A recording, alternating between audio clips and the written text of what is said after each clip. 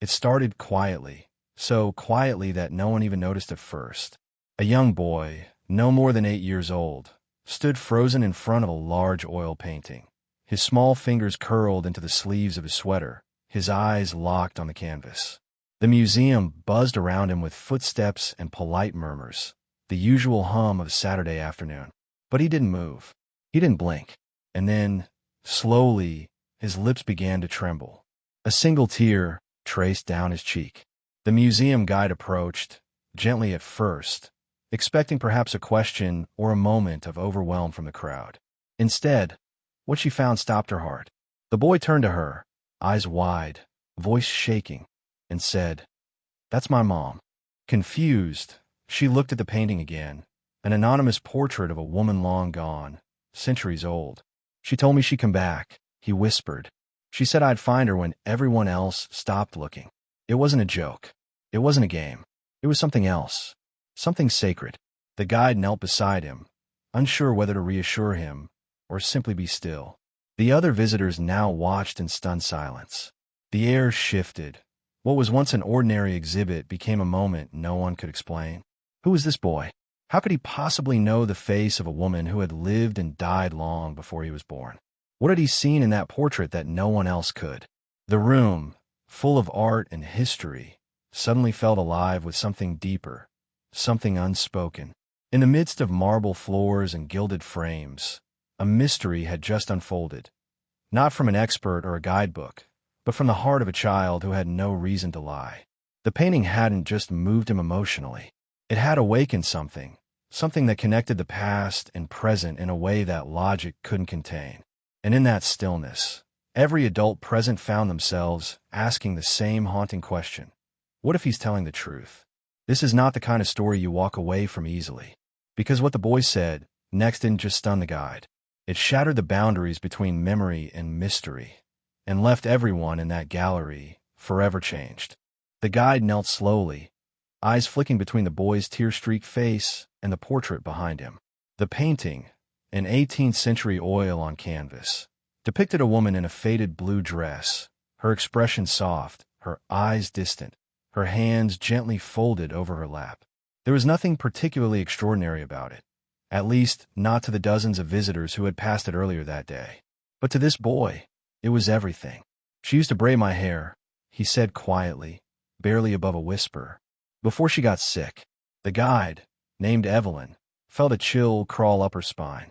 "Honey, do you mean she looks like your mom?" she asked, trying to steady her voice.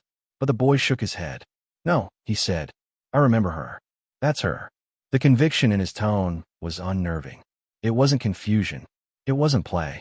It was the kind of certainty that only grief could sharpen. Behind them, a few other visitors stopped to listen. What had seemed at first like a child's imagination now gripped the room with unease. Evelyn scanned the room, as if hoping to find a parent or guardian who might explain everything. But the boy was alone. She asked him gently, "What's your name?" "Micah," he replied. "She used to call me that, too." Not everyone did. Evelyn's breath caught. She had seen children lie before. She had seen them act out, dramatize, even invent. But this wasn't that. There was a weight behind his words that no child should know how to carry. Micah stepped closer to the painting and raised his hand, tracing the outline of the woman's hair in the air, never touching the canvas. "I used to sit beside her window," he said, "and when she was too tired to sing, she would hum." His voice cracked. "No one believed me when I told them she was real. They said it was just dreams. But I knew. I kept waiting. She told me she'd find a way back." Around him, the museum had fallen completely silent. Evelyn stood slowly. Her hands trembled. She had led dozens of school tours, explained hundreds of artworks, corrected countless misunderstandings. But nothing in her training had prepared her for this. Not because she didn't understand what was happening, but because, deep down, some part of her did. And she couldn't explain why, but she believed him. Evelyn motioned gently to a nearby bench and said, "Would you like to sit with me for a moment?" Micah hesitated, still gazing at the painting. Then, silently, he nodded. They sat side by side, facing the portrait. He kept looking at the woman's eyes, as if waiting for them to move, to blink, to recognize him. "Do you know her name?" she asked, trying to keep her tone warm, neutral. Micah's reply came without hesitation. Eliza. Evelyn turned sharply. That detail hit like a bell. The museum database listed the painting as portrait of a woman, artist unknown. But in older archive notes, Evelyn recalled reading a footnote. Subject possibly named Eliza. No confirmed identity. That mention had been dismissed years ago. A dead end. But Micah hadn't seen those records. How do you know that? She asked. She told me, he replied. Before she left, she said, remember my name. You'll need it one day. A tight knot formed in Evelyn's stomach. She rose and walked toward the small plaque beside the painting. It read nothing more than, circa 1780. Anonymous woman. Oil on canvas. But suddenly, the unknown felt personal. Evelyn looked back at the boy, who now stared at his hands, trembling slightly. They thought I made her up, he murmured. The doctors, the teachers, even my foster parents. His voice dropped, but I didn't. She was real, and now she's here. It became clear that Micah wasn't speaking in metaphor. This wasn't a child misremembering or projecting. He wasn't saying the woman looked like someone he missed. He was saying she was someone he remembered, across time, across lives. It defied reason. It challenged everything Evelyn thought she understood. But something in her heart, ancient, intuitive, refused to dismiss him. Maybe the boy didn't need proof. Maybe he was the proof. Evelyn stood, her breath shallow, and whispered to a nearby colleague, "Get the curator." Quietly. The colleague looked confused, but obeyed. As Evelyn returned to the bench, Micah finally looked away from the painting and into her eyes. "Do you believe me?" he asked. And without hesitation, without logic, without defense, she said softly, "Yes, I think I do." The curator arrived a few minutes later, his usual composure unsettled by the look on Evelyn's face. He approached cautiously, expecting some sort of vandalism or disturbance. Instead, he found a boy sitting quietly on a bench, eyes red but calm, staring at a painting no one had paid much attention to in years. "This is Micah," Evelyn said softly. "He has something you need to hear." The curator gave her a skeptical glance, but nodded and crouched in front of the boy. "What's going on, son?" he asked gently. Micah didn't answer right away. Instead, he reached into his pocket and pulled out something wrapped in tissue. Carefully, he unfolded it and revealed a crumpled photograph. Aged, yellowed at the edges. It was a sketch, not a photo. Pencil on paper. The same woman. Same eyes. Same pose. "She drew this," he whispered. "A long time ago. I found it in a box when I was little. I used to keep it under my pillow." The curator's mouth parted in disbelief. The resemblance was uncanny. The room felt impossibly still, as if even the walls were listening. Evelyn leaned in, whispering to the curator, "Look at the lines. Same dress, same folds, same tilt of the head." He couldn't have seen this painting before today. "It's in a quiet wing, barely visited." The curator nodded slowly, unable to find words. "Where did you get this drawing, Micah?" he asked. Micah looked up. "She gave it to me. Before everything got cold." The phrase hit Evelyn like a tremor. Before everything got cold. It wasn't just poetic. It was intimate. Personal. "Micah," she asked softly, "how do you remember all of this?" The boy hesitated. Then, with an honesty that sliced through every layer of doubt, he said, "Because it didn't stop when she died. I still dream about her. I still hear her voice. She told me I'd find her again, in a place with gold frames and polished floors." The curator stood up slowly. "That's almost exactly how this museum was described in the early donor letters," he said, voice low. "It was called a place of gold frames and polished marble, where memories are kept still." Evelyn stared at him, then at Micah. Somehow, impossibly, this boy had spoken the exact words from a document locked in an archive vault, written centuries before he was born. Word of the encounter began to spread, but Evelyn and the curator kept the moment contained. They guided Micah gently into a quiet office behind the exhibit wing, not to interrogate him, but to give him space. He sat on a couch, legs dangling, still clutching the pencil sketch like a lifeline. "Do you know who your mother is now?" Evelyn asked, sitting beside him. "No," he said. "They say I was found at a church door. No papers, no name, just this drawing in my pocket." The curator stepped out briefly and returned with a large, leather-bound record book from the museum's earliest acquisitions. He flipped through the yellowed pages until he reached the portrait in question. Scribbled in the margin, barely legible, was a note. Subject believed to be Eliza Whitmore. Recovered from fire in 1792. Origin uncertain. Painting exhibited anonymously out of respect for her final wish. Evelyn looked at Micah, whose face had gone pale. "That's the name," he said. "Whitmore." She wrote in my journal. I didn't know what it meant until now. It was impossible. And yet, it wasn't. The timelines didn't make sense. The logic fractured under the weight of so much coincidence. But no one in the room could deny what they were witnessing. Micah hadn't guessed. He hadn't fabricated. He had remembered, across something deeper than time. The kind of memory that isn't learned but carried. That lives beneath skin and blood, and waits for the right painting to open a door. Evelyn called social services, asking for more time with the boy before they relocated him. The curator reached out to a historian who specialized in forgotten lineages and 18th century portraiture. Meanwhile, Micah simply sat, watching the rain outside the museum window, humming a tune no one recognized, but that made Evelyn's chest ache as if it belonged to a song she'd known in another life. That evening, long after the museum had closed, Evelyn walked back to the portrait. The woman's eyes seemed different now, less distant, more aware. She stood alone in the quiet gallery, the soft hum of electricity and her own heartbeat the only sounds. Then she whispered to the painting, "He found you. He really found you." And for just a second, she could have sworn the air shifted, as if someone had exhaled after waiting for far too long. The next morning, Micah returned to the museum accompanied by a caseworker. He held tightly to Evelyn's hand, walking through the halls like someone returning to a familiar place after years away. There was a reverence in his steps, as if the paintings around him weren't just art, but memories, waiting to speak.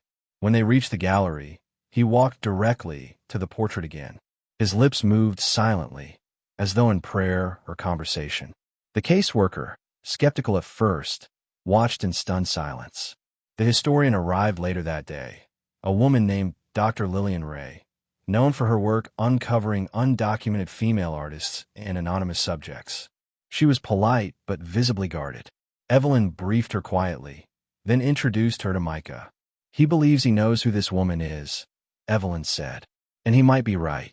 Dr. Ray raised an eyebrow. "And how does he know that?" Before Evelyn could answer, Micah spoke. "She told me to call her Eliza with the soft hands. That's what I called her when I was small." Dr. Ray froze. Her notebook slipped slightly in her hand. "That phrase," she said, "it appears in an old recovered letter. A child's handwriting, addressed to Miss Eliza.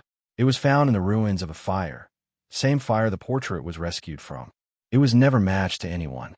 Just archived." Evelyn met her eyes. He couldn't have read that letter. It's never been digitized. Dr. Ray slowly turned to look at Micah, her expression shifting from doubt to something else entirely. "Would you like to see the letter?" she asked him. Micah nodded. They brought it out of storage, yellowed, torn, protected in glass. Micah stared at it for a long time, his eyes moving slowly across the fading ink. "I remember writing this," he whispered. "I was hiding under the table. The smoke was coming in." His hands began to tremble. "I thought I had more time." Evelyn gently placed a hand on his back. "You do now," she said. "You found her." And he wept, not out of sadness, but release, as though something had finally found its ending. Dr. Ray, stunned into silence, simply nodded. "This changes everything," she said. "Not just the painting, not just the archives, but how we understand memory, identity, time." She looked at Micah again, not as a mystery, not as a child to be examined, but as a boy who carried a truth deeper than logic could trace. "He's not making this up," she said softly. "He's remembering a life the world forgot." The museum made the decision to close the gallery temporarily, not out of secrecy, but to allow time, to understand, to investigate, and, above all, to protect Micah. A small team was formed to re-examine the provenance of the painting, searching through forgotten files, private collections, and lost journals. What they found only deepened the mystery. Records hinted that Eliza Whitmore had been an artist herself, painting private portraits of families, children, and self-reflections. Most of her work had been dismissed, uncredited, or destroyed in the fire that had taken her life. Micah walked through the museum with Evelyn each morning. He pointed to other works, sometimes pausing for long minutes in front of certain portraits. "She taught me how to mix color," he once said while looking at a painting of fruit. She used to say, "Always start with the bruises. They make the red more honest." Evelyn wrote it down, unsure why, but needing to hold on to the words. There was something in Micah's language, specific, textured, that sounded lived, not learned. Dr. Ray asked Micah if he remembered painting. He nodded, but I didn't like it as much as she did. I like stories. She painted. I told her how things ended. Evelyn asked, "Do you still tell stories?" He nodded again. "But now I wait for them to find me." That night, Evelyn went home and cried, not out of fear or confusion, but from the overwhelming sense that she had stepped into something sacred, something that defied explanation but demanded care. The caseworker, now deeply moved, delayed the relocation order. "He's not just a file anymore," she told her supervisor. "He's a bridge, and I think we're finally seeing what happens when someone listens long enough." She began researching guardianship alternatives, with Evelyn as a candidate. When asked why she was willing, Evelyn replied, "Because someone came back to be found, and I was the one standing in the room when it happened." That means something. Outside, life in the city moved as always, cars, noise, deadlines. But inside the museum walls, something quieter was happening. A boy who remembered what others had forgotten was being heard. A woman who had once been a nameless face in a forgotten portrait was being named again. And slowly, piece by piece, a family separated by centuries was being drawn back together. A week later, Evelyn arrived early, as she always did, but this time Micah was already waiting outside the museum steps, his hands folded in his lap, a sketch pad on his knees. "You're drawing today?" she asked with a soft smile. He nodded, flipping the pad around to show her. It wasn't the painting of Eliza. It was the gallery. But the benches were different. In his version, they were full of children, women, and men, all looking at the painting with reverence. "These are the ones who remember her," he said.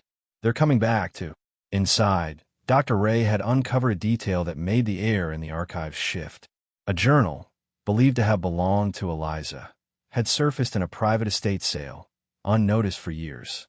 In it were rough sketches, quotes, names of children, dreams she'd had. One line in particular caught her breath.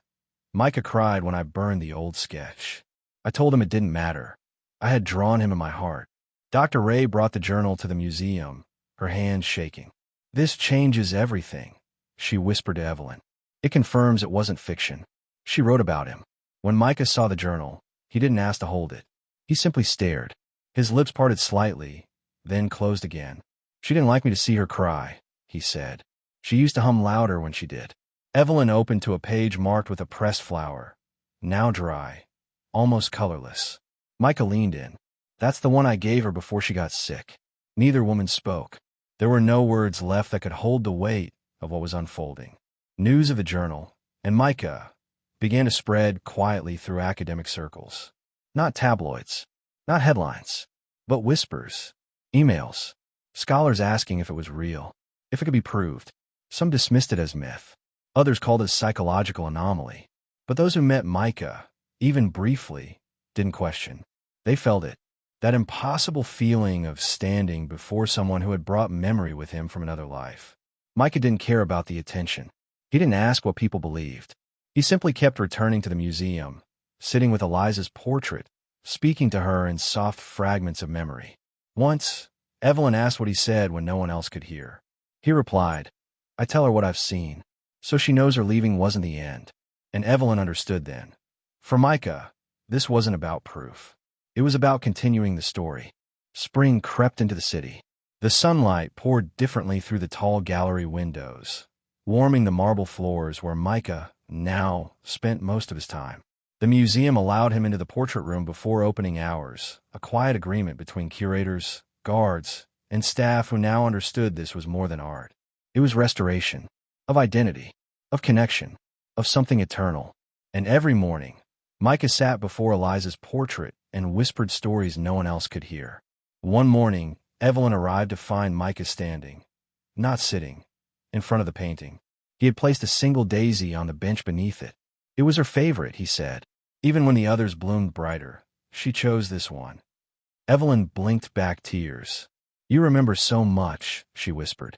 Not everything, he said, but enough to find her again. And then, after a long pause, and enough to forgive the world for forgetting her. Dr. Ray continued to study the journal and cross-reference Micah's memories with historical data. Each detail he mentioned, phrases, patterns, names, matched something in Eliza's scattered records.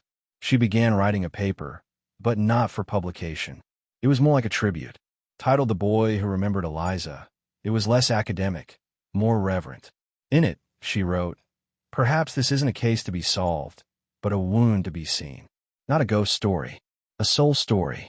The museum, moved by the growing evidence and quiet reverence, renamed the exhibit. It was no longer portrait of an anonymous woman. A new plaque appeared. Eliza Whitmore, circa 1754, 1792. Remembered by Micah. Visitors stopped more often now, not just to see the painting, but to feel what had happened there. They asked about the boy. Some left letters on the bench. Others, drawings. A few wrote poems. One child left a note that read, "I believe you, Micah. I hope someone finds me too." And as the room filled, as the portrait came back to life, not through canvas, but through memory, Micah simply sat and watched. His presence didn't demand. It offered. And slowly, people began to understand. This wasn't about the past haunting the present. This was about the past waiting to be seen, remembered, and held again, through the eyes of a boy who had never stopped looking. The museum became quieter in a different way, not because fewer people came, but because those who did arrived differently. Children held their parents' hands longer. Teenagers paused without being told to. Adults stood still longer than usual, watching the portrait with soft eyes, whispering their thoughts to companions or to themselves. Something about the space had shifted. Eliza was no longer just paint on canvas.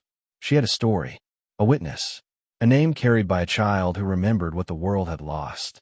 Micah began sketching again. Every few days, he'd bring a new page, carefully folded, and place it on the bench beneath the portrait. One showed Eliza smiling, head tilted, a daisy tucked behind her ear. Another showed her hands, soft, wrinkled, gently cradling something invisible. Evelyn asked, "What's she holding there?" Micah replied, "Time, but not the kind on clocks. The kind that stays when you love someone enough." His words echoed through her for hours. Evelyn had changed too. She no longer guided tours the way she used to. She found herself asking better questions, listening more, speaking less. She noticed details in paintings she'd walked past for years. A shadow here, a glimmer there. "Micah taught me how to see again," she told Dr. Ray one afternoon. "Not just art, but presence." Dr. Ray nodded. "It's strange. For all our training, all our tools, it took a child with no agenda to remind us what we were actually supposed to be doing." The caseworker, initially skeptical, now deeply moved, petitioned for Evelyn to become Micah's legal guardian. "He's not just a boy in the system," she said in court. "He's someone who has carried something sacred, and she's the only person who's ever known how to carry it with him." The judge approved the request without hesitation. And just like that, Micah had a home, not because someone adopted him, but because someone understood him. That night, Evelyn brought Micah home. As he explored the apartment, he paused in the hallway, looking at a small framed photo Evelyn hadn't thought about in years. Her grandmother, sitting in a rocking chair. "She's kind," Micah said softly. "She used to sing to you when you had fevers, even after you forgot the songs." Evelyn froze. The air changed. "I've never told anyone that," she whispered. Micah shrugged gently. "Sometimes, the ones who come back, come with others too." The museum continued its quiet transformation. Inspired by Micah's connection, a new exhibit was developed, remembered. It featured portraits once labeled anonymous, now surrounded by space for visitors to leave memories, stories, or names they felt drawn to. The idea wasn't to prove reincarnation. It was to honor intuition, emotion, and forgotten lives that still echo in the present. Visitors flooded in, and each day, Micah wandered through, reading what people had written. Sometimes he smiled. Sometimes he cried. Evelyn watched him closely, her role shifting from guide to guardian, from interpreter to student. She often wondered aloud, how can someone so young carry so much? Micah would shrug. I'm not carrying it. I'm just keeping it warm, until people are ready to hold it themselves. And somehow, that made perfect sense. He wasn't overwhelmed. He was anchored. And through him, others were finding their own roots again. One afternoon, an older woman arrived at the museum, clutching a photograph. She had seen a local news article about the boy and the painting. She approached Evelyn shyly and asked, "Do you think he could help me remember someone?" Evelyn nodded and led her to Micah. The woman knelt, showing him the photo, a young girl from the 1940s, faded and smiling. Micah stared for a long time, then said quietly, "Her name was Clara. She hummed when she was afraid." "You do that too." The woman gasped. Tears ran down her cheeks. "That's my sister. She died in the war." News of these moments began to spread in whispers once again, not sensationalized, but sacred. People came not for miracles, but for meaning. And Micah, never prideful, remained the same. Quiet, watchful, listening more than speaking. And when asked if he ever grew tired, he'd say, "Not when I'm remembering. Only when people stop believing it matters." And no one ever forgot those words. As spring melted into summer, the portrait of Eliza remained the same. Same blue dress, same faraway gaze. But something was different now. Because she wasn't alone. Her story had been carried home, not by a historian, not by a scholar, but by a child who remembered her, and a world that finally chose to listen. Summer settled over the city with golden light and quiet warmth. Micah spent more time at the museum than ever, sometimes sketching, sometimes sitting silently with the visitors who came to see Eliza. He didn't speak unless spoken to, but when he did, his words carried a strange weight, as though time itself paused to listen. "She's still painting, you know," he told Evelyn one afternoon. "Not with brushes, with memories. She paints when someone remembers her face without knowing why." The museum staff began to notice patterns. Visitors would walk into the portrait gallery and stop, some mid-sentence, some mid-step, caught in a feeling they couldn't name. Many wept without understanding why. Others wrote down dreams they'd had of a woman who looked like Eliza.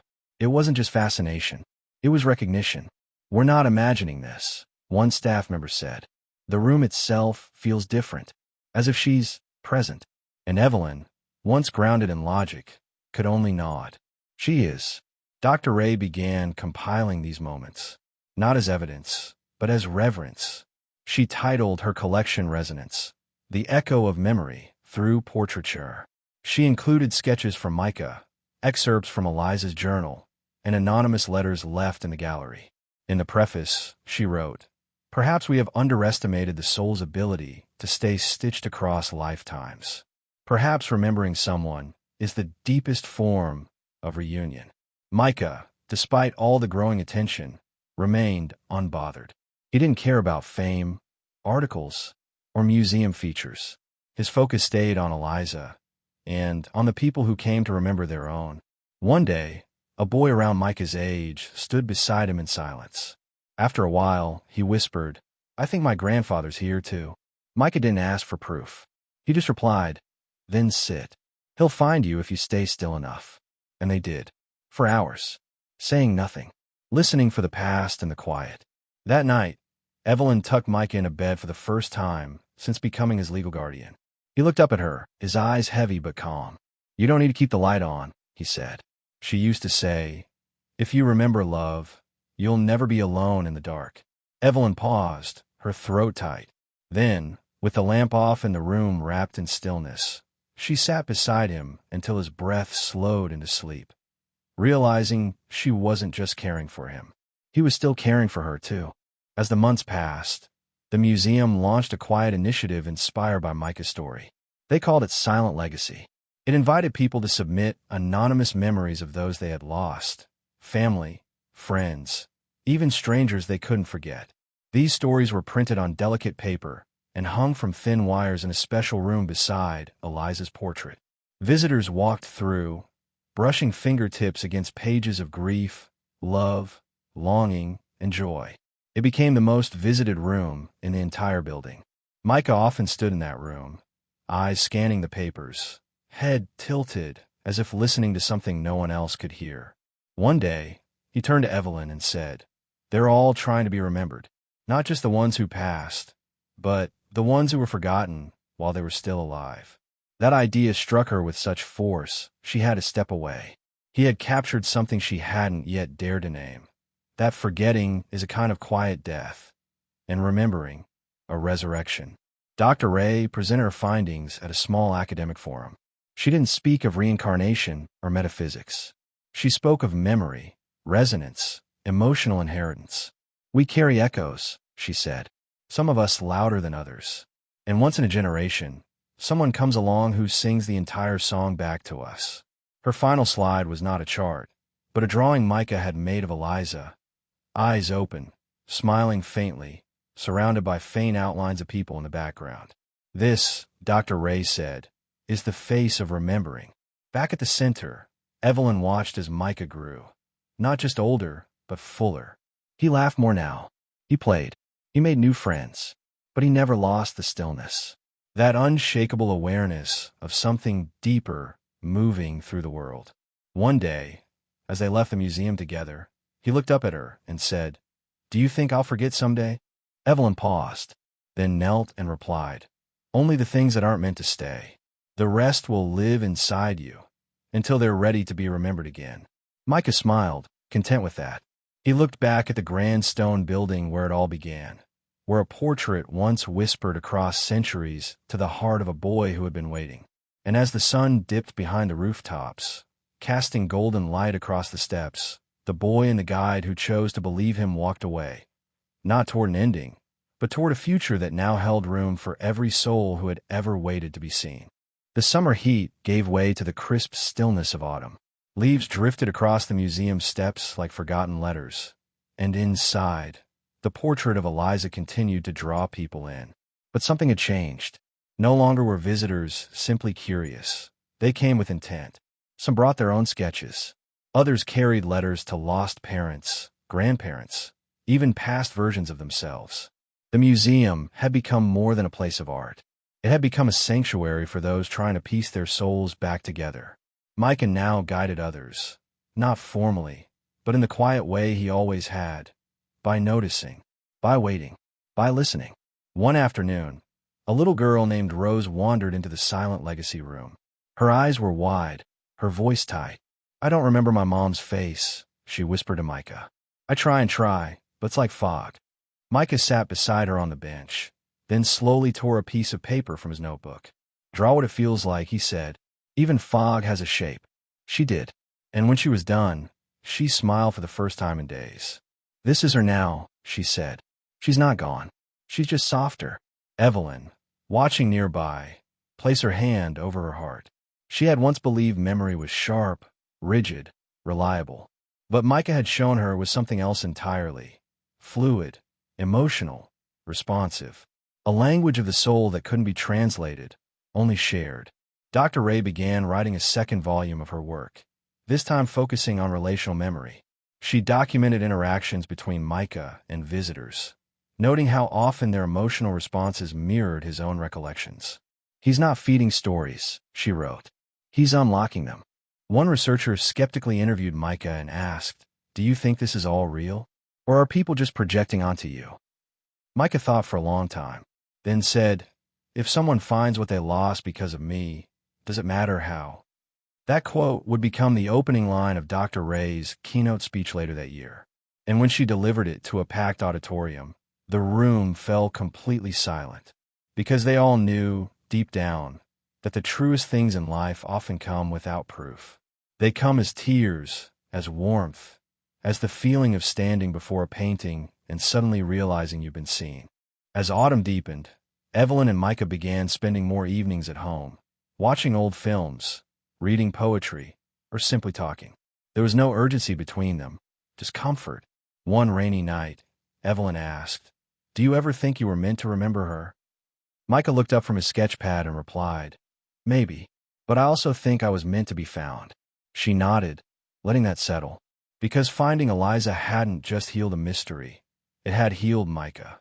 And, in turn, Evelyn. Back at the museum, a new installation opened beside Eliza's portrait. It was a wall of hands, molded, painted, drawn, submitted by children and adults who had come to honor someone they lost. Above it, a phrase, "To the hands that held us, even when time did not." Micah stared at the wall for a long time, then quietly added a new handprint, his own, painted in soft blue. "This one's for her," he said, "because I still remember how warm hers were, even when they shook." The museum's board proposed a permanent feature in honor of Micah and Eliza, a space not of answers, but of questions. A room where visitors could sit and write to the ones they missed, even if they'd never met them.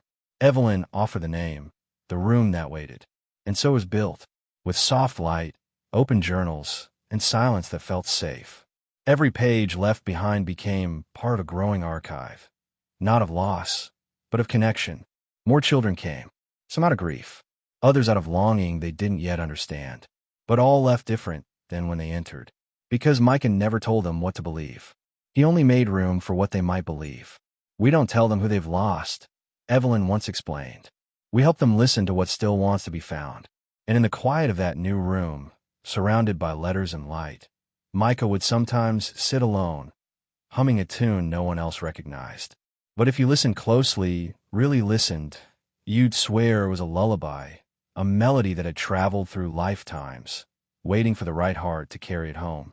Winter arrived with gentle snow and hushed streets, wrapping the city in a soft, quiet stillness that matched the mood within the museum. Visitors continued to come, but now they lingered longer, spoke more softly, and touched fewer phones. The portrait of Eliza became more than a painting. It was now a symbol of memory, of return, of the invisible thread between lives. And sitting beneath it most days, like a sentinel of the sacred, was Micah. He no longer cried when he saw her, not because the emotions had faded, but because he had made peace with them. His grief had matured into reverence, and his longing had found form in sketches, stories, and the countless lives he'd helped touch without even trying. Evelyn noticed the change. "You've grown," she told him one morning. "Not just older, wider. Like your heart holds more now." Micah simply smiled and said, "There's always more room when you stop closing the door." New visitors arrived that week, an elderly couple who had lost their daughter decades earlier. They had heard about Micah and the museum, but didn't believe in stories like his. Still, they came. As they stood before Eliza's portrait, Evelyn watched them from a distance. They didn't cry. They didn't speak. But after a long time, the woman turned to her husband and whispered. Her eyes looked like Lily's. He nodded. Or maybe Lily's eyes looked like hers. Then they sat on the bench and stayed. Micah later approached them, quietly handing the woman a blank sheet of paper. If she wanted to say something, he said, "What do you think it would be?" The woman didn't speak. She took the paper and wrote, "Thank you for still coming to find me." She folded it once, placed it on the bench, and held her husband's hand a little tighter than before. That night, she returned with a pressed flower, a lily, and placed it beneath the frame. Eliza's eyes, somehow, seemed brighter. Moments like these became common. Not miracles, not spectacles, just people arriving with the weight of silence and leaving with the soft hum of memory. Micah never led them. He simply waited with them. And in that waiting, healing found its own rhythm. The museum's director, once hesitant about centering so much attention around a single painting and a single boy, came to understand what was really unfolding. "This is not about fame," she told the staff in a quiet meeting. "This is about witness, about creating a space where people are allowed to remember without needing to explain how they know what they know." And so, a new policy was implemented. Any visitor could leave a letter, a sketch, or a name beside Eliza's portrait. No questions asked. Micah helped sort the letters. He never read them unless invited.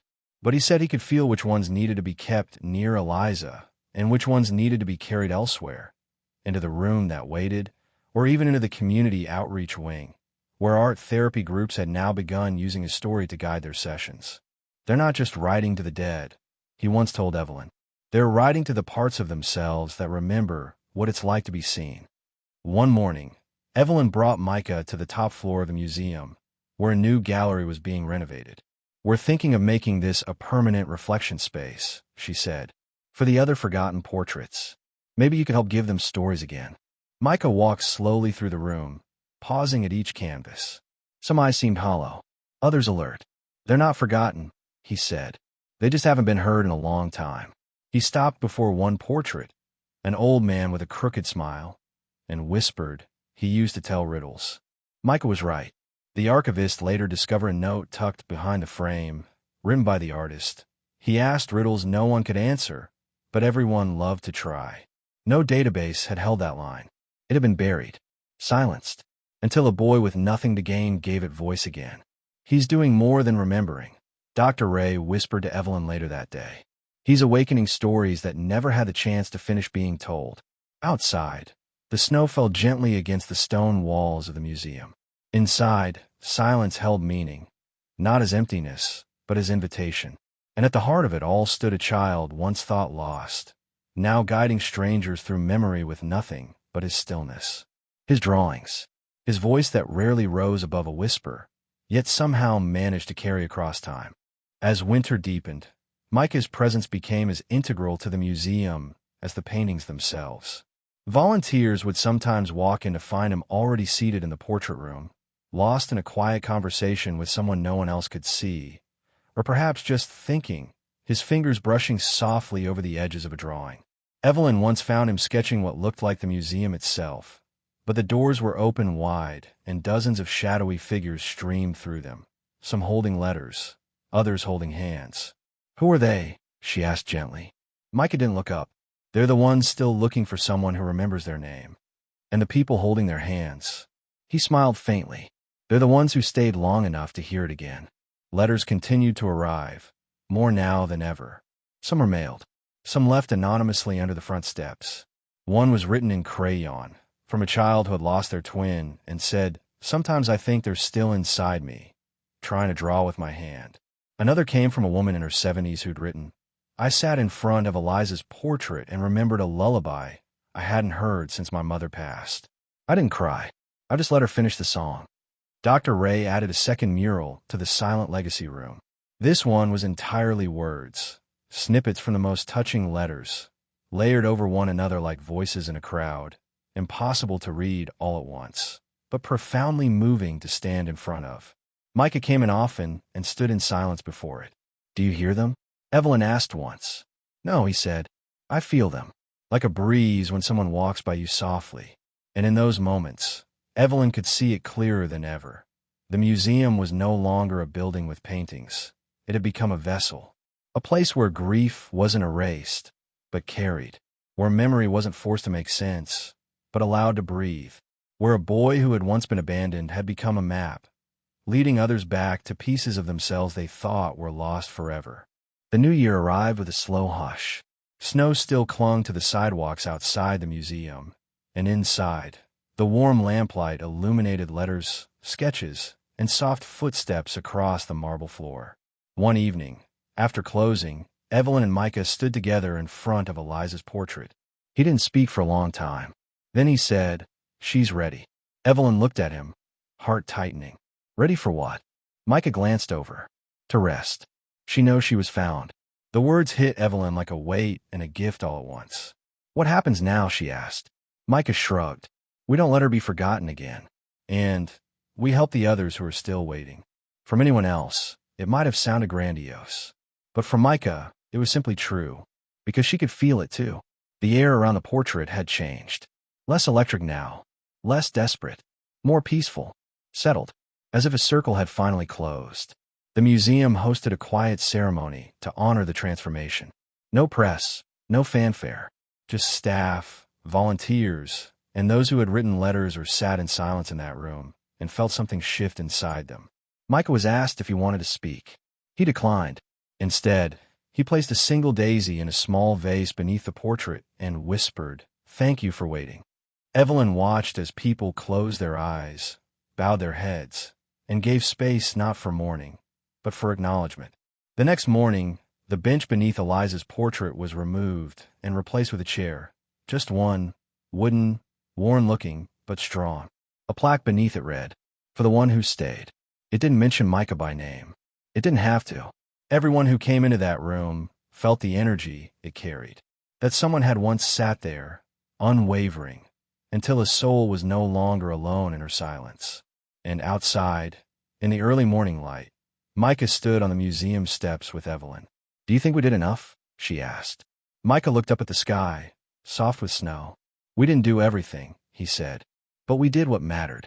And then, as they turned to walk home, Evelyn realized something that brought tears to her eyes. She had been so focused on how Micah remembered Eliza that she hadn't noticed how she would now always remember him. In the weeks that followed, the museum adjusted to a new rhythm. The story of Micah and Eliza no longer needed to be told aloud. It was in the air, in the way visitors paused before speaking, in the way they touched the guest books like they were holding something alive.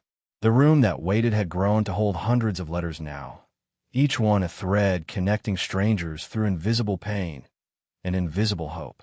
The staff added a small sign at the door. "If you feel something here, trust it. Some things speak without sound." Micah continued to visit each day, but his presence had changed. He was no longer seeking Eliza. He was guiding others to the moment where they, too, could be found. One teenage boy from a nearby shelter sat beside him for hours and finally asked, "How did you know who she was?" Micah answered without pause, "She was the only person who ever looked at me like I was already enough." The boy stared at the painting in silence, then whispered, "I've never had that, but maybe I will." Evelyn began collecting these conversations, writing them in a notebook she kept in her coat pocket. It wasn't for publishing. It was for remembering. She called it Micah's Moments. Each page was dated, with no commentary, only words spoken directly from the visitors and Micah himself. "I dreamed of my sister last night. Her hands were covered in paint. She never said goodbye, but I think she's here. My father laughed like that. I'd forgotten."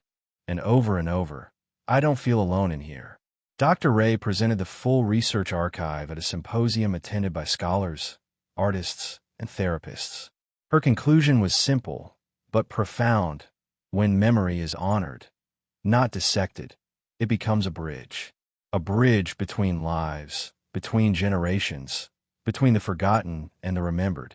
She ended her presentation by showing a photograph of Micah sitting before Eliza's portrait, holding a letter in his lap. The audience was silent. Many were in tears. And still, Micah kept no record of what he'd done. No need for recognition, no desire for fame. When asked why he continued to come every day, he replied, "Because I made a promise. I told her I'd stay until she wasn't alone anymore. Now I'm here for the next one who needs to remember something the world forgot." The museum opened a new wing that spring, modest but full of warmth. It was titled Echoes, and every room within it was curated by memory. Not biography, not documentation, just emotion. It featured paintings and stories from people who had submitted letters through the Silent Legacy Project. Each piece was paired with a quote from the letter that inspired it. No names, just connection, just presence. It became the museum's most visited space. Micah's chair remained beside Eliza's portrait. Visitors treated it with reverence. Some sat quietly. Others left drawings beneath it. One young girl placed a small teddy bear on the seat and whispered, "For her, because she waited so long." Another boy left a rock he'd painted with the word, "Remember." And every few days, Micah would sit again, quietly. Not because he needed to, but because others still needed him to. Evelyn retired from her position as museum guide that summer. She didn't leave the museum. She simply shifted her role. Now, she trained new docents, not just on the history of the paintings, but on how to recognize when someone was standing in front of one with tears in their eyes and didn't know why. "That's when you don't speak," she told them. "You stay. Like Micah did. Like Eliza did. That's when remembering becomes sacred." On Micah's birthday, Evelyn gifted him a small box wrapped in deep green ribbon. Inside was a new sketchbook, hand-bound, with a single inscription on the inside cover. For every story, still waiting to be drawn. Micah ran his fingers over the page and nodded. "I'll fill it," he said. "Not fast. Just right." He opened to the first page and began to draw. Not Eliza, but a hallway with dozens of doorways, and a boy holding each one open. As they walked home that evening, Evelyn looked at him and said, "You've given so many people their memories back." Micah looked up, his eyes bright under the fading light. They always had them. I just held a flashlight. And in that moment, she realized that while Micah had once been the boy who remembered, he had become something more. He was now the boy who helped the world remember. As the days grew warmer and children filled the museum halls on field trips and family visits, Micah noticed something beautiful. More kids were stopping to stare at the paintings. They no longer rushed through the rooms to reach the gift shop or cafe. They paused. They asked questions. They pointed at faces and portraits and said, "She looks like my aunt," or "He smiles like my brother." Evelyn noticed it too. "It's like you opened a doorway," she whispered one afternoon. "And now everyone's learning how to walk through it." One afternoon, Micah sat beside a boy named Theo, who had been silent the entire tour. While the other students laughed and took selfies, Theo stayed glued to a small, cracked painting in the back corner of the Echo's wing. "Do you see something?" Micah asked gently. Theo nodded, not taking his eyes off the canvas. "I think that's my dad. But he died before I was born." Micah didn't blink. "Maybe he stayed long enough for you to find him." Theo turned to him, eyes wide. "You believe that?" Micah just smiled. "I have to." Theo came back with his grandmother the following weekend, holding her hand tightly as he led her to the same painting. "Is that him?" he asked. The woman covered her mouth. "My God, yes," she whispered. "That's your grandfather. I've never seen that painting before in my life." It was a coincidence. Or maybe it wasn't. Either way, the look in Theo's eyes, hopeful, sure, alive, told Evelyn everything she needed to know. Micah's gift wasn't explaining the unexplainable. It was making space for others to believe in what they'd buried. The museum staff began to refer to Micah as the quiet guide. He never wore a badge. He never joined the official tours. But visitors sought him out anyway, sitting beside him in galleries, asking questions they didn't dare ask others. "Why do I feel like this painting is watching me? Is it possible to miss someone I've never met? Why do I cry when I see that face?" And Micah never judged. He only nodded, or gently said, "Maybe you've known each other before." And somehow, that was enough. Evelyn once asked if he felt tired, carrying so many memories, holding space for so many hearts. Micah thought for a long moment, then said, "I don't carry them. I just listen to them. They want to be heard. That's all. That's what I was waiting for, too. Someone to hear me." And in that moment, Evelyn realized that Micah wasn't healing people by being extraordinary. He was healing them by being present. And in a world that had forgotten how to sit still, he had become the boy who waited until others remembered how. By late summer, the museum had become more than a sanctuary. It had become a mirror. People didn't just visit to learn about the past. They came to find pieces of themselves that had been misplaced. The room that waited now held over 2,000 letters, each one read, cataloged, and stored with care. Some were laminated and displayed in rotating exhibits. Others were turned into small printed books, available for quiet reading in corners with soft chairs and low light. One particular letter drew attention. It was short, written by a child with uneven handwriting. "If you ever loved me, please show me you're still near. Even just once. I promise I'll believe it." Days later, a woman from another state visited the museum. She stopped in front of that very note and began to sob. Evelyn approached gently, offering tissue and silence. The woman turned and said, "My son died last year. That's his handwriting." She hadn't written the letter. He had, years before, and she had never known he sent it. Somehow, it had found its way here. They didn't understand how. No one could explain it. But Evelyn looked at Micah, who had walked in moments earlier, and he said softly, "Sometimes, love finds its way back, even when we stop asking." And the woman nodded, tears still falling, but now with a peace behind them. It wasn't proof. It wasn't logic. It was presence. And that was the language Micah had taught everyone to trust. Dr. Ray published a third and final paper, not a research article, but a reflection titled "He Stayed." In it, she wrote, Micah didn't reopen history. He reopened hearts. He reminded us that remembering is sacred, that some stories are not linear, and some souls are not limited by time. He reminded us that the most human thing we can do is stay long enough for someone to become whole in front of us. And when Evelyn read that line aloud to Micah as they sat together under the soft lights of the Echo's wing, he didn't say anything. He just leaned against her shoulder, quiet and warm, his hand loosely holding a pencil, his new sketchbook resting on his lap. The page was blank, but he smiled. "I think the next one is about to walk in," he said. Evelyn turned her head. "How do you know?" He looked toward the doorway. "Because I remember the look in their eyes." Late one afternoon, as golden light poured through the high windows and settled gently across the marble floors, Micah stood at the entrance of the room that waited. He wasn't alone. A girl, no more than 7, stood beside him, twisting a ribbon between her fingers. Her parents lingered at a distance, unsure of what drew her here. She had said nothing during the visit, barely reacted to the exhibits. But now, in this quiet room, filled with unspoken stories, she whispered to Micah, "My sister never got to be born, but I think she's still waiting for me." Micah didn't respond right away. He simply walked to the shelf, pulled out a fresh page from the journal stack, and handed it to her. "Write her a letter," he said. "She'll read it from the inside." The girl blinked, unsure what that meant. But something in her stilled. She sat down at the little table, picked up a pencil, and began to write. Her small hand shook, but the words flowed as if she'd been waiting years to say them. When she finished, she folded the paper and tucked it between the pages of another journal. Evelyn watched from the doorway, her chest tight with emotion. The museum had changed, but more than that, the people had changed. And all of it had begun because a boy had once stood in front of a portrait and remembered.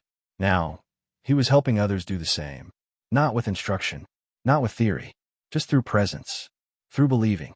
And in that moment, watching Micah gently rest his hand on the girl's shoulder, she realized what made him different. He didn't ask people to find proof. He asked them to trust what they already felt. That evening, Micah stayed late. Alone in the portrait room, he sat in his usual spot beside Eliza. He held a candle, not lit, but new and used. "You don't need it anymore," he whispered, "but someone else will." He placed it gently beneath the frame, beside a fresh daisy and a folded letter left by an anonymous visitor. The gallery was silent, but it didn't feel empty. It felt full of memory, of peace, of lives softly pressing against the veil of time. As he turned to leave, Micah paused and looked back at Eliza's eyes one last time. "I didn't know how much I needed to find you," he said. "But now I see. You were waiting for me to become someone who could find others." And with that, he stepped into the hallway, not away from her, but through her. Because some goodbyes aren't endings. They're invitations to begin something new. The museum received a letter in the mail 1 week later. No return address. Inside was a small, crumpled photo of a boy standing in front of Eliza's portrait, Micah, in his earliest days at the museum. Alongside it, a handwritten note. "I was lost. Then I saw someone who wasn't afraid to stay. I'm learning to stay now, too." Evelyn framed it quietly, placing it in the office where the staff often gathered to breathe, reflect, and remember why they chose to work there in the first place. Micah began spending time outside the museum, visiting schools, shelters, even retirement homes. Not as a guest speaker, not with fanfare, just to sit, to draw, to listen. One elderly man whispered, "I used to be a woodworker. My son never knew that. He only knew the sickness at the end." Micah handed him a piece of smooth birch. "Then start again. Carve the part you didn't get to give." The man cried for a long time, and then he did. In one school, a girl asked Micah during a quiet reading session, "Do you ever wish you didn't remember so much?" He thought for a long moment, then answered honestly, "Sometimes, but only when I forget that it's helping someone else feel found." She nodded. "I remember things, too, but everyone says I make them up." Micah leaned in. "Don't let them take it from you. Sometimes, the things we remember are just waiting for the right person to listen." The museum's board created a scholarship in Micah's name, not for academic excellence, but for empathy. "It's for the kids who feel too much," the application read. "The ones who carry things they can't explain. The ones who wait at the edges of rooms, hoping someone notices." The first recipient was a boy who had been in foster care for 5 years. In his essay, he wrote, "I want to be like Micah, not because he's special, but because he stayed when no one else did." And through it all, Micah remained.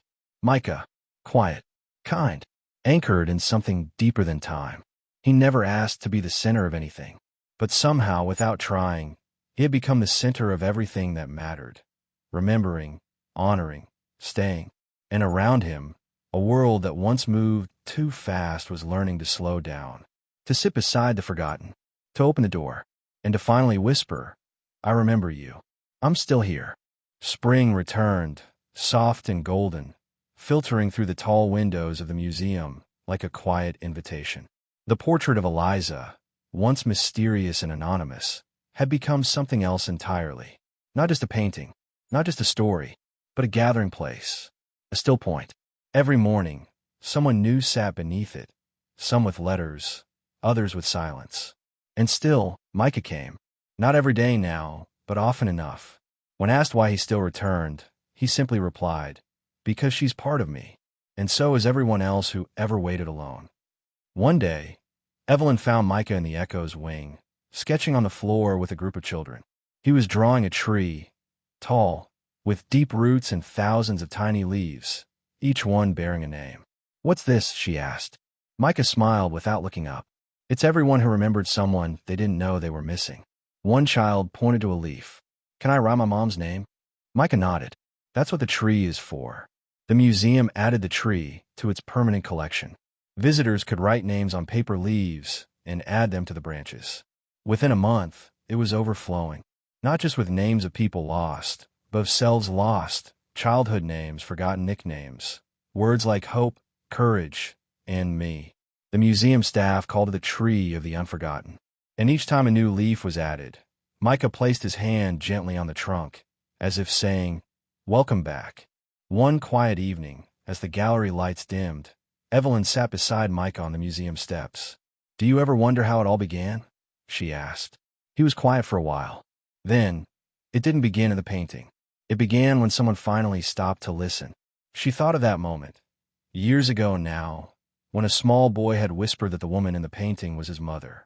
How close she had come to dismissing him. How much would have been lost if she had. "You changed everything," she said. Micah shook his head gently. "I didn't change it. I just remembered it. And then it came back to me." And in that sentence, Evelyn finally understood the full truth. Micah hadn't brought something new into the world. He had simply reopened something ancient, something buried in silence, something waiting to be found. That summer, a museum in another city reached out, asking if they could replicate the room that waited. They didn't want to copy it, just to learn from it. Evelyn and Micah visited together, standing in a quiet gallery filled with new faces, new walls. A young curator asked, "What should we teach our visitors to look for?" Micah paused. Not what to look for, what to feel. The curator frowned. "And what if they feel nothing?" Micah smiled softly. "Then maybe they've just forgotten how to stay." The new museum built its own version of the tree, the bench, the journals. But what truly made it sacred was what Micah had always given freely: stillness, presence, permission to remember without needing permission. Letters began arriving within days. Some were from nearby towns. Others were from across oceans. All of them were the same in one essential way. They were written by people who had once been silent, now speaking. Back at the original museum, Evelyn was honored with a plaque. Not for tenure, or excellence, or service. Just one simple line beneath her name. She believed him. It became the most talked about inscription in the museum. Visitors asked what it meant, and those who knew the story always replied the same way. Because of that belief, a boy remembered a world that forgot itself. The words weren't poetic. They were true. Micah continued to grow, taller, older, quieter still. But something inside him bloomed. A deeper peace, a quieter joy. He laughed more easily now. He listened just as closely. And once, when Evelyn asked him what he thought would happen next, he said, "I think someone else is about to remember something they didn't know they were carrying. And I'll be there if they want me to be." That night, as he sat by the window sketching the soft outline of a new face he couldn't yet name, Evelyn passed by and paused. "Is it her?" she asked. Micah smiled. "No," he said. "It's someone else. But she has the same eyes." And in that moment, Evelyn didn't need to ask anything more. Because she knew the work wasn't done. The remembering would never be done. But it found its witness. And that made all the difference. Autumn returned again, slower this time, as if even the wind had learned to pause. The museum's trees rustled gently outside. their golden leaves falling like memory fragments from branches that had long carried the names of the unforgotten. Inside, the tree of the unforgotten stood taller than ever, its leaves extending beyond the original frame. The museum had to expand the wall to make room, not because of the tree's size, but because of the volume of love it had begun to hold. Micah walked the halls like he always had, quietly, open-hearted, never rushing. A man stopped him one day, holding a photograph with trembling hands. "She was my wife," he said. "Passed 2 years ago. I didn't want to come here today, but something told me to." Micah looked at the photo and replied softly, "Maybe she asked you to come one last time, to let her know it's okay to rest." The man broke down, not from grief, but from recognition. The kind that only arrives when someone says exactly what your soul couldn't put into words. More museums reached out. Schools invited Micah to speak, but he never positioned himself as a guide. "I'm not here to explain," he told a teacher once. "I'm just here to stay." He began visiting children's hospitals, sitting beside beds, and drawing portraits for kids who couldn't sit up long enough to finish their own. He never asked what the illness was. He just asked, "Who do you miss?" And that one question unlocked more healing than any diagnosis could. Evelyn began receiving letters of her own. Parents wrote to thank her for listening to Micah. Others asked how they could become a person who stays. She wrote back to everyone. "You already are," she'd reply. "If you're asking, you've already remembered that someone once waited for you, and now you want to do the same." She realized that her role had transformed, too, from museum guide to memory midwife, from storyteller to listener. And one evening, as the sun dipped low and painted golden streaks across the floor, Micah sat alone in the room that waited. A new journal lay open. He began to write, not a letter, but a message to no one in particular. "If you find this and feel something, stay. That feeling is a door, and behind it is someone who's been waiting for you to knock." He placed a pen beside the journal and quietly left, the echo of his footsteps as soft and certain as the promise that he would always return. The winter that followed was the coldest in years. Snow blanketed the city in stillness, and the museum glowed like a lantern in the dark, quiet, warm, full. Families came during the holidays, many for the first time. But what surprised the staff most wasn't the number of visitors. It was the way they moved through the halls, slower, quieter, more aware. It was as if the spirit of Micah had imprinted itself on the very walls, reminding people to feel, not just observe. Micah spent Christmas Eve at the museum, alone by choice. He sat beside Eliza's portrait once more, not out of duty, but reverence. "You started all of this," he whispered, "but you gave it to us, and we'll keep it safe." A security guard walked by, offering him a warm drink. "Cold night," the man said. "Aren't you tired?" Micah looked up, smiling. "Only when I forget that someone might still be on their way here. Someone who doesn't know yet, that they're about to remember everything." The museum added a second tree, this one grown from stories rather than names. Called the Roots Room, it displayed the letters that had come from around the world, accounts of people who had remembered, reconciled, forgiven, and reconnected because of what Micah had made possible. One read, "I found my birth mother because I remembered her voice in a dream. I had buried it, but the dream told me to trust it again." Another simply said, "Thank you for showing me it's okay to believe in what can't be explained." Evelyn walked those halls with quiet joy. She knew she had been part of something that went beyond her own life. And one evening, Micah took her hand and placed a folded paper in it. "What's this?" she asked. "My first letter," he said. "From me to me. I think I'm ready now." She unfolded it slowly. It read, "You were never broken. You were just early, waiting for the world to slow down enough to meet you."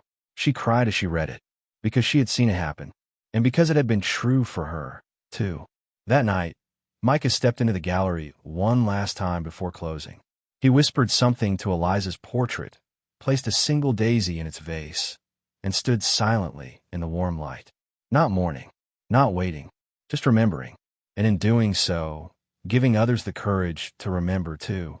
As spring arrived once again, soft and steady, the museum began preparing for something it had never done before, a quiet celebration. Not of an anniversary, or an exhibit, or an achievement, but of a boy who once cried in front of a portrait, whispering the name of a woman no one else had known.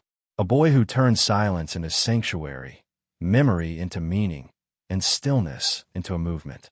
They called it the Day of Staying. No fanfare was planned. No speeches. Just open doors, blank journals, and candles placed throughout the halls. Unlit, waiting for visitors to choose when the moment was right. Evelyn helped curate the path. A walk through the most resonant letters, sketches, and memories left behind by visitors over the years. At the end of the hall, beneath Eliza's portrait, they left only one thing: Micah's original drawing of the tree.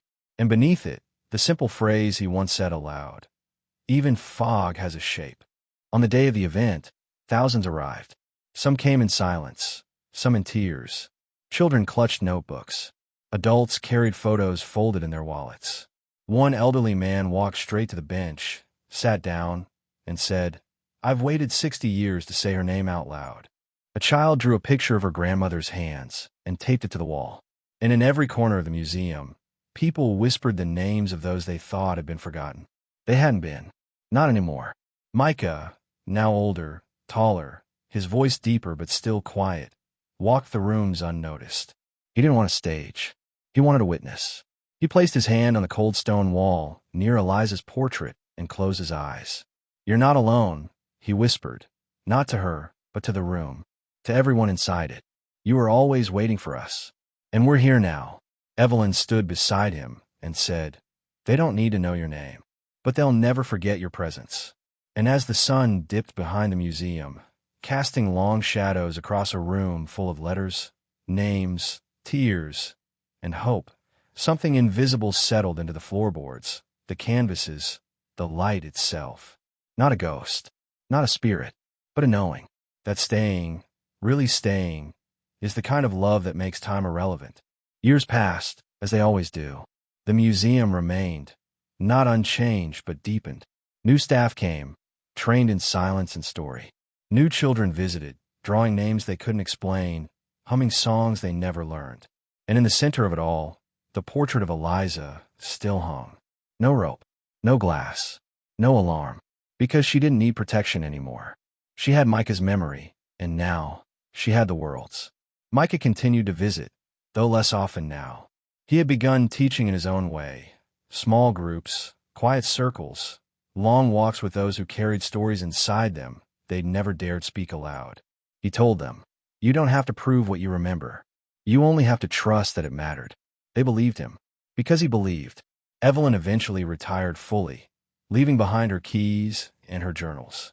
But on her last day, she added one final entry to the book she'd kept hidden since the beginning. It read, "I thought I was the one helping him, but now I see." He remembered something we all forgot, that the world doesn't heal through noise. It heals when someone is brave enough to sit in silence until another heart begins to speak again. Micah visited the museum one last time in early spring. He walked the old paths, greeted the guards, touched the wood of the bench beneath Eliza's portrait. And then he did something he'd never done before. He signed his name in the guest book, not because he wanted to be known, but because the act of remembering deserved to be remembered. And as he walked out the tall museum doors, light stretching across his shoulders like an embrace, the staff inside noticed something they would never forget. A single daisy had appeared at the base of the portrait. No one had placed it there. No one had seen it arrive. But it didn't need explanation. It was a sign, a whisper, a promise, that someone had stayed, that someone had remembered, and that because of one quiet boy who believed in what could not be explained, the world had learned to listen again. Some stories don't end. They echo. This was never just about a boy in front of a painting. It was about what happens when someone dares to stay long enough to hear what most people walk past. Micah didn't solve a mystery. He honored it. He didn't chase answers. He gave space for forgotten truths to speak for themselves. And because of that, Eliza became more than a portrait. She became a memory restored, a presence reclaimed, a life, once silenced, that finally found its voice through the one who remembered. As we followed Micah's journey, we saw what's possible when someone is truly seen. His story reminded us that memory isn't always linear.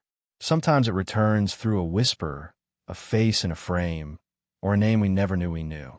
In a world obsessed with speed and proof, Micah taught us the quietest lesson of all. That love, real, anchoring love, doesn't always show up in noise. It stays. It watches. And it waits until we're ready to feel it again. Maybe you've walked past your own Eliza before. Maybe there's a memory buried beneath the pace of your days, asking to be remembered. This isn't about believing in magic.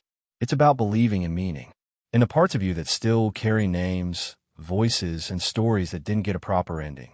Because when we allow ourselves to sit still with the echoes of the past, we discover something powerful. We are the bridge between what was and what can still be healed. Let Micah's story stay with you. Let it shape how you look at the next painting, the next silence, the next stranger with a sadness in their eyes. Because sometimes all it takes is one moment of recognition to bring a soul home. And sometimes that soul might be yours.